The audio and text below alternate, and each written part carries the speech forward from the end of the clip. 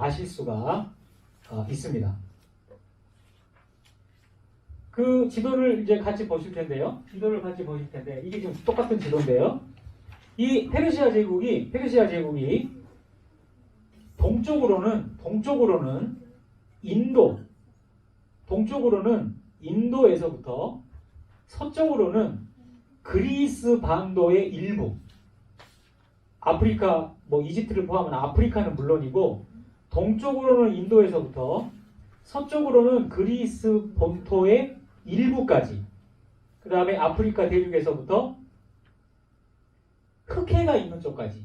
지금 이 흑해라고 하는 지역은 지금 어떤 나라들이 있냐면은 터키라든가 조지아 공화국이라든가 아르메니아 같은 나라들이 있는 나라예요. 최근에 여러분 뉴스에서 투르크족 때문에 지금 굉장히 문제가 있다고 하는 지역 있죠? 터키가 있고, 그 다음에 이라크가 있고, 그 다음에 이란이 있으면서 그 세 나라가 이렇게 국경을 대고 있으면서 그 지역에 있는 조지아 공화국이라든가 아르메니아라는 나라가 있는 그 지역에 이르기까지 어마어마하게 큰 지역을 다스렸던 나라가 메디아 페르시아 제국이에요. 그런데 이 지도를 여러분이 여기다 놓으시고 그 전에 여러분이 받으셨던 이 노란색 지도를 보세요. 노란색 지도를 보시면은 노란색 지도에 지도 9번을 보시면 아시리아 제국이라는 나라가 있어요. 아시리아 제국. 이 아시리아 제국은 페르시아 제국이 있기 전에 있었던 두 개의 제국 중에 첫 번째입니다. 첫 번째 제국이 아시리아 제국이었고 두 번째 제국이 바빌로니아. 거의 영토가 같아서 그냥 한 지도 하나로 한 겁니다. 거기 지도에 보시면 아시리아 보시죠? 아시리아. 그 다음에 그 아래쪽에 바빌로니아 보이시죠? 이게 지금으로 하면 이라크예요. 이라크. 이 이라크에 있었던 북쪽과 남쪽에 있었던 이 큰 어떤 그 종족 집단이 교대로 이 세 개를 지배했었던 제국이 아시리아 제국과 바빌론 제국이었어요. 이 두 나라가 구약 성서와 굉장히 밀접한 관련이 있죠. 왜냐하면 사울 왕부터 시작됐던 이스라엘의 통일 나라가 다윗과 솔로몬을 지나면서 어떻게 돼요? 두 개로 쪼개지죠. 북이스라엘과 남유다로 쪼개졌는데 북이스라엘이 어떤 제국에 멸망을 하나요? 그게 아시리아에 멸망을 하는 거예요. 우리 성서에는 아수르라고 나와 있는 나라. 그 다음에 남유다가 어디에 멸망을 하나요? 그게 바빌로니아에 멸망을 해요. 그렇게 해서 이제 이스라엘 나라는 완전히 역사에서 사라져버리고 난 다음에 그 바빌로니아를 이어서 등장한 제국이 이 페르시아인데 아시리아나 바빌로니아 제국의 이 지도하고 페르시아 제국의 지도를 비교를 해보세요. 상대가 안 되죠. 뭐 아시리아, 바빌로니아도 뭐 제국이라고 하지만 이 페르시아 제국은 어마어마한 제국이었어요. 이렇게 큰 나라. 근데 여기서 중요한 건 뭐냐면요. 이 페르시아는 이렇게 큰 나라를 어마어마한 영토를 다스려야 했기 때문에 이 페르시아의 왕들은 기본적으로 세계적인 생각을 하는 거예요. 세계적인. 그냥 우리 페르시아 사람만 중심으로 생각하는 그런 마인드를 가지고는 이 역사상 존재해본 적이 없는 어마어마하게 큰 나라를 다스리는 건 이건 무리다.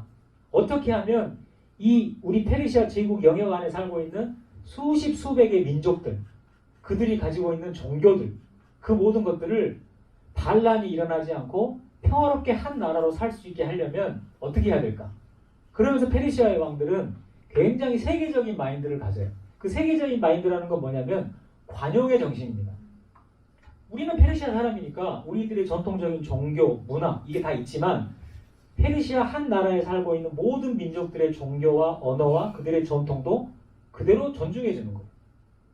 그러니까 정치적으로 페르시아 왕에게 반란만 하지 않으면 각자 자기들의 문화와 종교와 언어를 지키면서 살도록 오히려 격려해 준단 말이에요.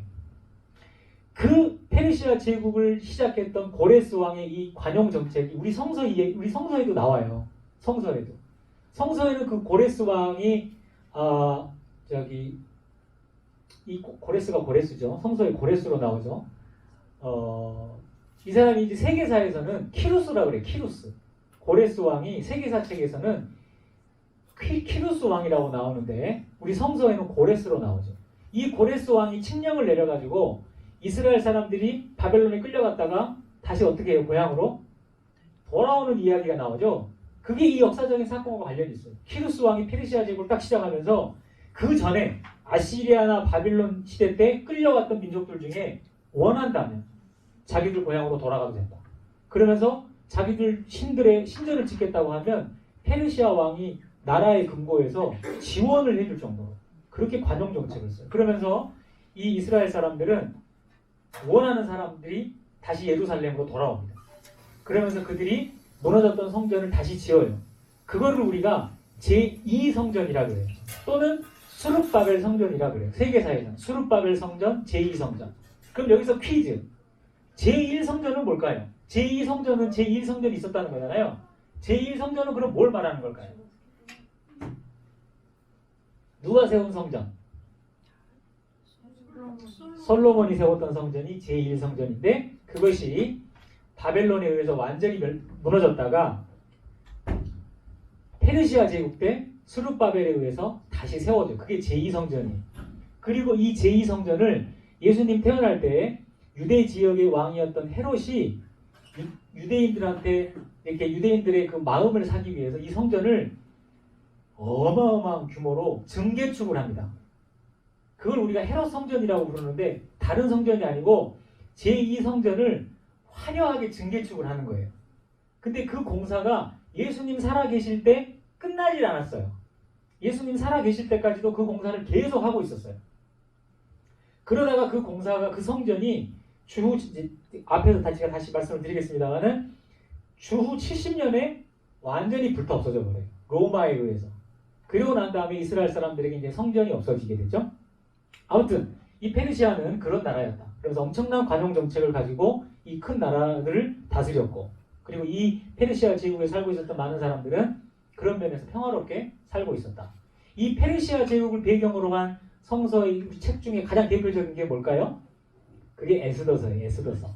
모르드게와 에스더가 등장하는 에스더서. 그게 페르시아 제국을 배경으로 있었던 이야기입니다. 영화 300을 보신 분 계신가요? 영화 300이라든가 알렉산더라는 영화를 보시면 그 영화에 등장하는 페르시아 왕은 완전히 무슨 독재자, 괴물 같은 존재. 그냥 어떻게 저런 왕이 있을 수 있을까? 인간을 그냥 아무튼 아주 끔찍스럽게 페르시아 왕을 묘사를 하거든요. 근데 그거는 완전 거짓말이에요.